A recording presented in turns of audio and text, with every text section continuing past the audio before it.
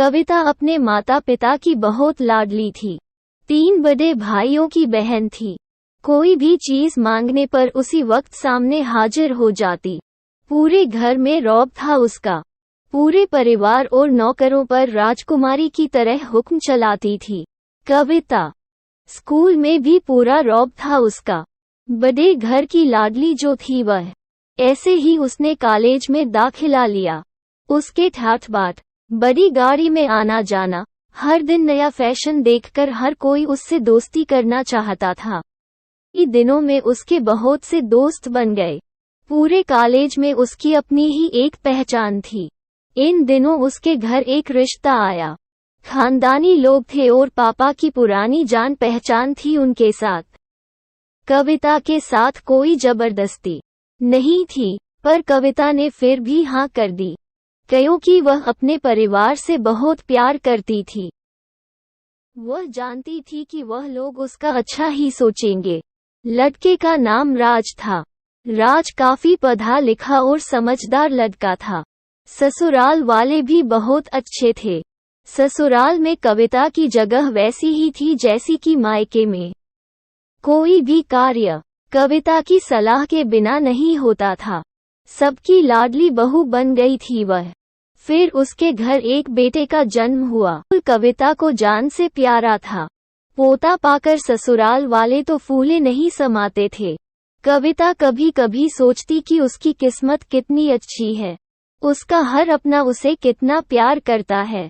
चाहे जीवन में कैसा भी समय आए, मेरे अपने हमेशा मेरे साथ हैं। मैं कभी अकेली नहीं हो सकती। कितनी खुशकिस्मत हूँ मैं। पर शायद कविता की खुशियों को उसकी अपनी ही नजर लग गई थी। एक दिन वह मायके जाने की जिद कर बैठी।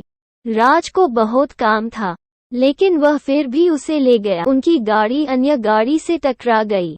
कविता, राज और राहुल बहुत बुरी तरह से जख्मी हो गए। काफी दिनों के इलाज के बाद राज और राहुल तो ठीक हो गए, लेकिन कविता पूरी तरह ठीक ना हो सकी। सर पर चोट लगने के कारण वह अपनी आंखों की रोशनी खो बैठी। अब कविता की किस्मत जैसे उल्टे पांव चलने लगी। मायके वाले कुछ दिनों तक उसे मिलने आते रहे, फिर कभी कभार फोन ही करके पूछ लेते कि अब कैसी हो। धीरे धीरे ये सिलसिला भी कम हो गया। ससुराल वालों की सहानुभूति भी कम होने लगी। घर में किसी को पास बैठने के लिए कहती तो जवाब मिलता, बहुत काम है, अब तुम भी हाथ नहीं बंटा सकती। राज भी चिचिड़ा हो गया था।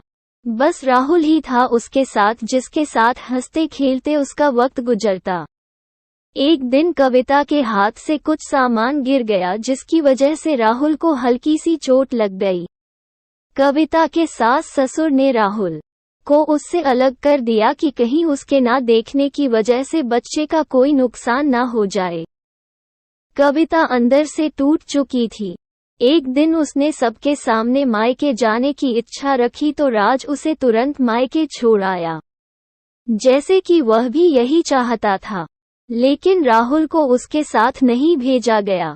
कविता कभी राहुल से दूर नहीं रही थी, पर अपनी कमी के कारण उसने ज्यादा बहस नहीं की।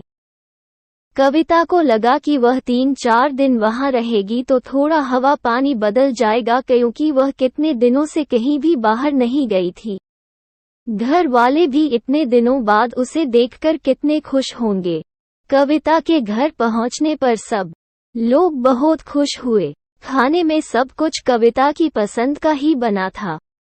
उसने अपने मम्मी पापा और भाई भाभियों से दिल खोल कर बातें की। उनके छोटे छोटे बच्चे भी बुआ के साथ घुल मिल गए थे।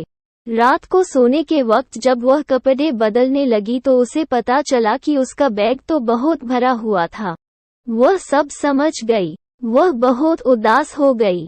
कुछ दिनों तक तो सब ठीक रहा, फिर जैसे सब बदलने लगा। सबका व्यवहार बदल रहा था। वह लोग जैसे थक चुके थे उससे। सब लोग घुमा फिरा कर पूछने लगे कि राज कब आ रहा है उसे ले जाने। वह बहाना बना देती, जबकि वह जानती थी कि उस घर में अब उसके लिए कोई जगह नहीं। कविता से चलते वक्त कुछ ना कुछ नुकसान हो जाता। थोड़ी बहुत टोका-टोकी उसे सुनाई देती, वह टाल देती। उसके हाथ से लगकर एक कीमती फूलदान टूट गया। छोटी भाभी ने बहुत हंगामा मचाया। कविता के माता पिता रोज रोज के झमेलों से तंग आ गए थे। उन्होंने राज को खुद से फोन कर दिया। राज कविता को अपने घर ले गया। कविता को अपने परिवार वालों से ये उम्मीद न थी, जिस कविता के कहे बिना घर में एक पत्ता भी नहीं हिलता था।